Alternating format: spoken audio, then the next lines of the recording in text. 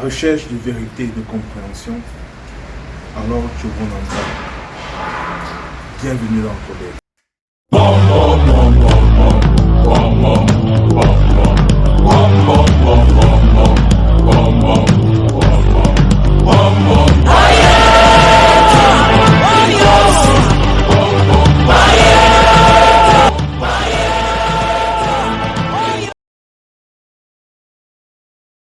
Bienvenue dans le Codex. Nègre et blanc dos à dos dans la haine. Ignorant tout l'un de l'autre. Une même espèce, une même planète, un même monde.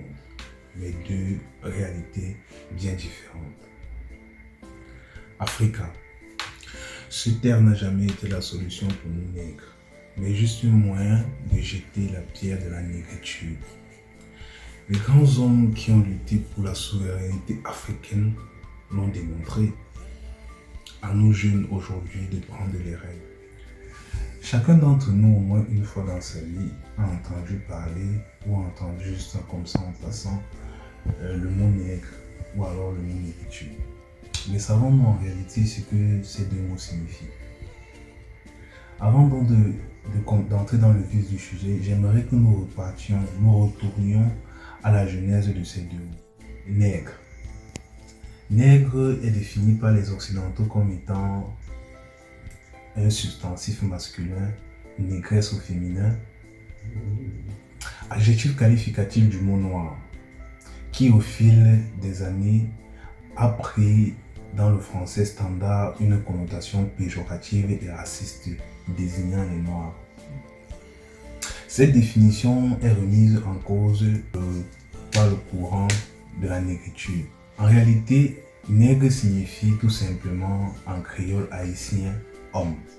La négritude est quant à elle définie aussi par les occidentaux comme étant un courant littéraire créé durant l'entre-deux-guerres, réunissant des écrivains francophones noirs comme Aimé Césaire, Léopold Sédar Senghor et bien d'autres. Mais en réalité, la négritude est la simple reconnaissance du fait d'être noir, l'acceptation de notre destin de nègre, de notre histoire et de notre culture de noir.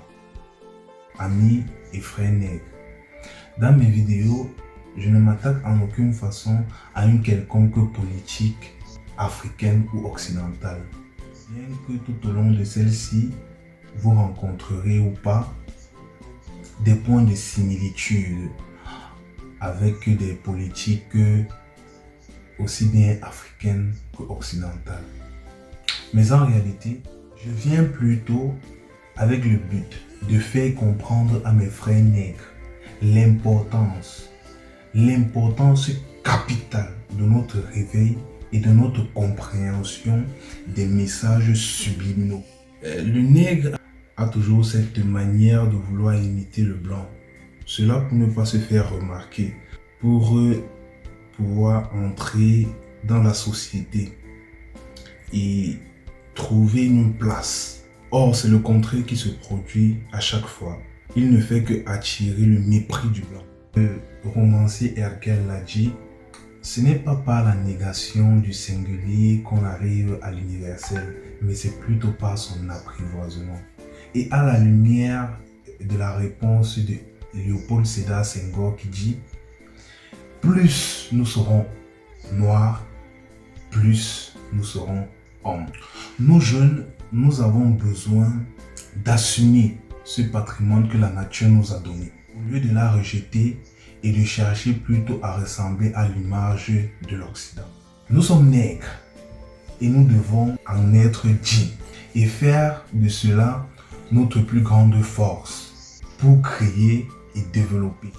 C'est cette différence apparente qui fait de nous la particularité du monde.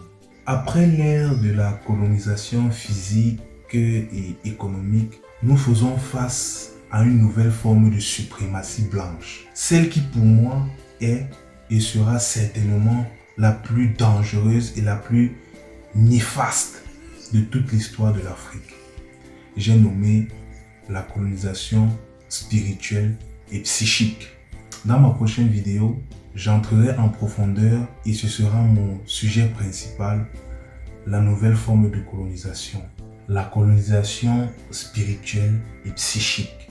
Si cette vidéo t'a plu, abonne-toi, active la cloche de notification et surtout partage. Et si tu as un coup de gueule, mets-le moi en commentaire ou alors une incompréhension, mets-le moi en commentaire et je serai ravi de te répondre et d'en discuter avec toi. Et on nous revoit dans la prochaine vidéo. Ciao.